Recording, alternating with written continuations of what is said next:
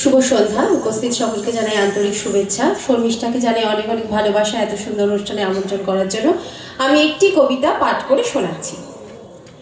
কবি শুভ দাশগুপ্তের রাগ দরবারি। একবার তোমাকে ভেতরে ডাকলাম, এই গানটা ধরে নিচ্ছি।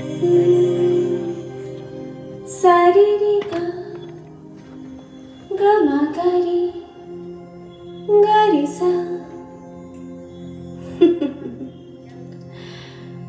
যখন আমি মাঘ মাসের কনকনে শীতে রাত থাকতে উঠে গলা সারতে বসতাম, তখন আমার বন্ধুরা প্রায় সকলেই ঘুমিয়ে ঘুমিয়ে ভোরের স্বপ্ন দেখত, যা নাকি সত্যি হয়ে ওঠে। আমি তান সারগামের ওঠাপড়ায় বুঁদ হয়ে থাকতাম। তখন স্বপ্ন টপ্ন দেখা হতো না, কেবল দুপুরে টিফিনের সময় স্কুলের পাশে বয়ে যাওয়া একলা নদীটির কাছে গিয়ে দাঁড়াতাম আর বলতাম, একদিন তোর মতো আমিও যাব নানা দেশ, নানা মানুষ আর নানা অচেনার জগতে। দেখিস একদিন ঠিক যাব।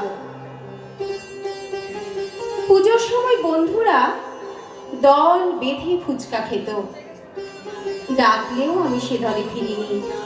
গলার যত্ন। উঁচু ক্লাসে উঠতেই অনেকের বই খাতার ভাঁজে যখন সিনেমার ছবি, তখন আমার ব্যাকরণ খাতার পিছনে লড়াতে দরবারির নতুন তান লেখা। আমার গান আমার হাত ধরে নিয়ে যাচ্ছিল অন্য পথে। অনেক দূর থেকে দেখা যাচ্ছিল অন্য আকাশ, অন্য আলো, অন্য রং। কোণে দেখা এক অপূর্ব আলোর বিকেলে আমার বিয়ে হয়ে গেল।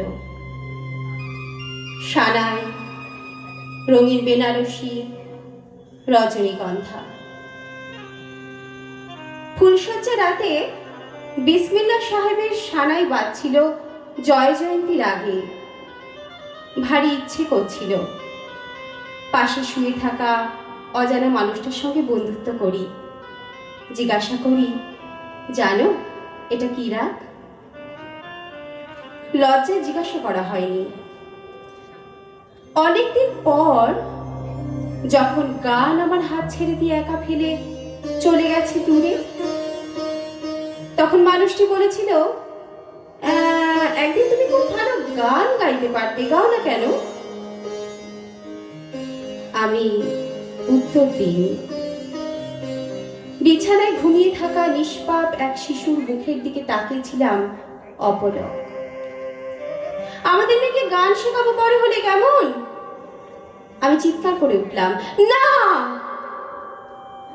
চিৎকারে ঘুম ভেঙে কাঁদতে লাগলো ছোট্ট মেয়ে।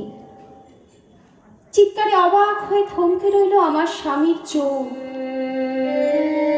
আমি খুব নিচু স্বরে বললাম, না, ও সেলাই শিখবে, রান্না করা শিখবে, ঘর মোছা বাসন মাজা শিখবে, মার্কেটিং করতে শিখবে, জানালায় পর্দা লাগাতে শিখবে, অসুখে সেবা করতে শিখবে না, গান শিখবে না। গান তো টেপ রেকর্ডারই পাওয়া যাবে। নমস্কার।